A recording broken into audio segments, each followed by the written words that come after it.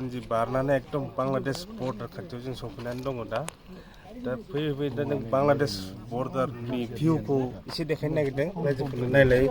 ओरैबायदि समायना भिउ नुयो बिनिफ्राय जे ओरैजाय बांलादेश बर्डार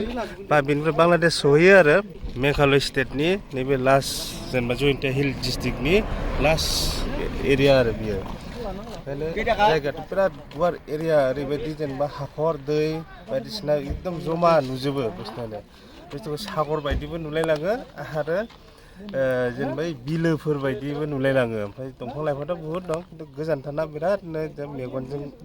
नायबा मोजां नुवा दुरबिनजों नायबा बिराद मोजां नुयो ओंखायनो दुरबिनजों खनसे नायनो नायबाय दा बेखौ जुदि सोरबाफोर नुवाखैबा नायनानै ला आरो रायजोफोर आरो फैनानैबो नायफैनो हागोन सोरबा जुदि फैनो गोसो गैयाबा आंनि मबाइलाव आंनि भिडिअखौ नायनो हागोन आरो जुदि सोरबाफोर सिगां नुदोंबाथ' नुबाय आरो नुयैफोरनि थाखाय बेखौ आं देखायदों आरो दा खनसे नायलाय माबाया एकदम ओरैबायदि मोजां भिउ ओरैबो नाय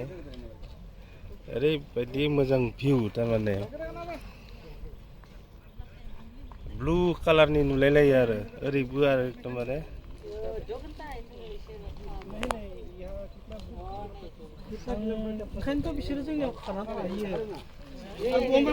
दा नुबायना रायजोफोर ओरैबायदि समायना भिउ आंबो दिनैसो फार्स्ट टाइम फैदों दै सिगां फैफेराखैमोन ओमफ्राय बुहुद मानसिया बुंनायखाय आंबो